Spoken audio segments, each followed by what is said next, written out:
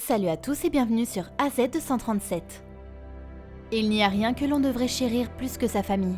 Cela est particulièrement vrai lorsqu'il s'agit de vos propres enfants. Bien qu'être parent soit quelque chose que beaucoup de gens attendent avec impatience, la vérité est que cela s'accompagne de sa propre série de défis. Avec le temps, ils finissent par être les personnes qui comptent le plus pour vous. Tels sont l'amour et les soins d'un parent. Mais que se passe-t-il si vous vous réveillez un jour et que vous constatez que les personnes qui vous sont chères plus que tout au monde ont disparu? C'est ainsi que deux frères et sœurs disparurent sans laisser de traces, et 3 ans plus tard, ils réapparurent pour révéler une vérité bouleversante. Regardons leur histoire.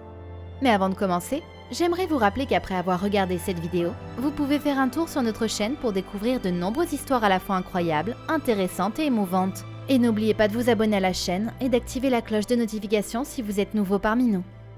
Harry Spies était marié à Jeanne Adar. Cependant, leur vie conjugale n'était pas aussi heureuse qu'ils l'auraient tous deux espéré. C'est pourquoi ils se sont séparés. Harry et Jeanne divorcèrent finalement en octobre 2014. Harry accepta de verser à Jeanne 275 000 $ américains à titre de règlement, et le tribunal décida que les deux parents partageront la garde de leurs 2 enfants, Serena et Thomas. Notre histoire commença réellement le 14 décembre 2014. Harry Spies attendait ce jour avec impatience depuis un certain temps. Après tout, c'était un père qui avait l'occasion de voir ses enfants après une longue période. Il se rendit chez son ex-femme pour aller chercher les enfants. C'était son tour de passer du temps avec les enfants pendant la semaine suivante, conformément à l'accord de garde partagé conclu par le tribunal. Il se rendit joyeusement à la porte d'entrée et sonna, attendant une réponse. Cependant, personne ne répondit.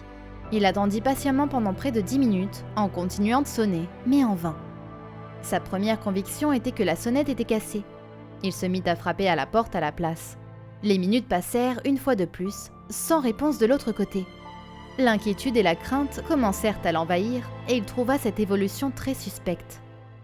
Il rentra chez lui le cœur lourd et décida de se rendre à l'école des enfants dès le lendemain.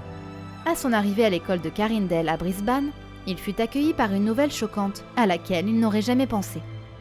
Il fut informé que l'école n'avait aucune trace de la présence de Serena et Thomas en classe pendant presque une semaine consécutive. La nouvelle le frappa profondément car il était vraiment inquiet. C'est à ce moment-là que la réalité s'imposa à lui et il se rendit compte que ses enfants avaient vraiment disparu. Au même moment, son ex-femme avait elle aussi mystérieusement disparu. Alors qu'il était accablé par le chagrin, il se mit en tête d'enquêter sur cette affaire. Décidant d'aller au fond des choses, il prit contact avec les autorités locales, en les informant de toute l'affaire.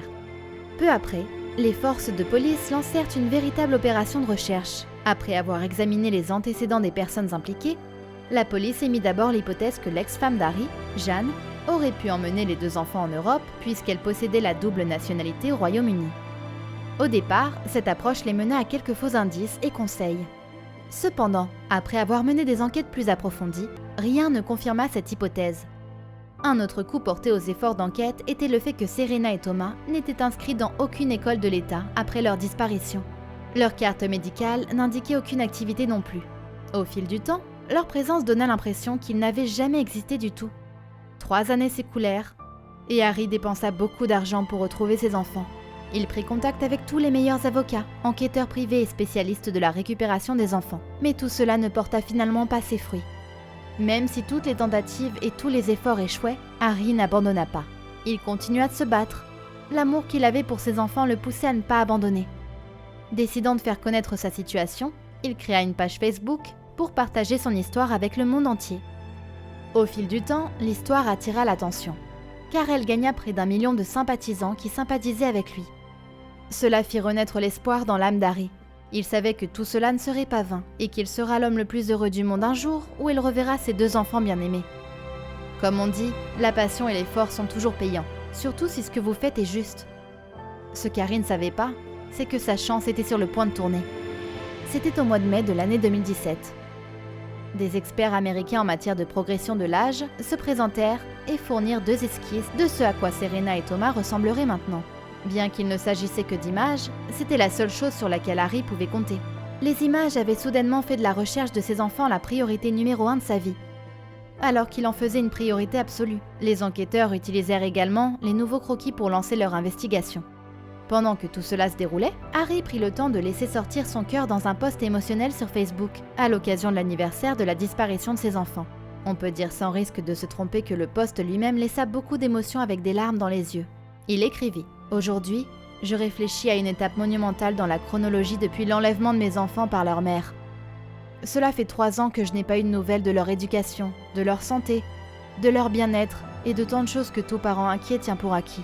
Il y a eu 3 séries d'anniversaires, le leur et le mien, les fêtes de Noël, les fêtes de l'Est, les fêtes des pères, et 3 années de vacances et d'innombrables visites à leur grand-mère paternelle, à leur tante et même à leurs demi-frères qui viennent de leur mission à l'étranger. Pendant cette période, aucun d'entre nous n'a connu les plaisirs familiaux normaux, considérés comme allant de soi par les gens normaux. Alors, que puis-je dire à mes enfants en ce terrible anniversaire ? Je suppose que tout ce que je peux dire, c'est que je ne sais pas quand je vous verrai. J'espère que ce sera bientôt. Je sais que vous ne comprenez pas tout ce qui précède, et je ne m'attends pas à ce que vous le compreniez avant d'être beaucoup plus âgés. En attendant, je vous aime tous les deux très fort. Je vous envoie beaucoup de câlins et de baisers sur les kilomètres qui nous séparent, quelle que soit la distance.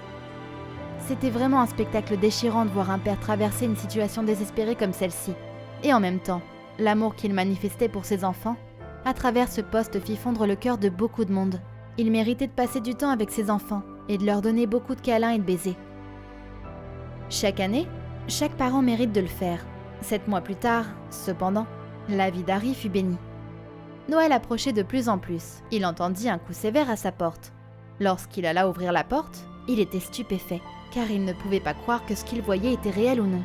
C'était un groupe d'officiers fédéraux australiens qui accompagnaient 2 personnages très importants dans sa vie. Il eut les larmes aux yeux en voyant ses enfants disparus. Serena et Thomas, pour la première fois depuis des années. Il ne perdit pas beaucoup de temps, voire pas du tout.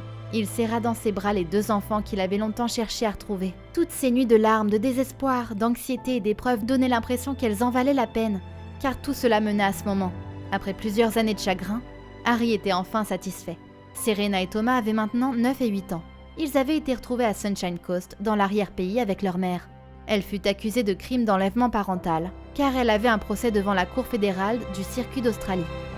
En fin de compte, l'amour qu'un parent porte à ses enfants et les efforts qu'il ferait pour eux sont imprévisibles et forts. Quelle est votre opinion au sujet de cette histoire ? Dites-le nous dans les commentaires. Si vous avez aimé cette vidéo, alors cliquez sur le bouton j'aime et partagez-la autour de vous. À très bientôt sur AZ237.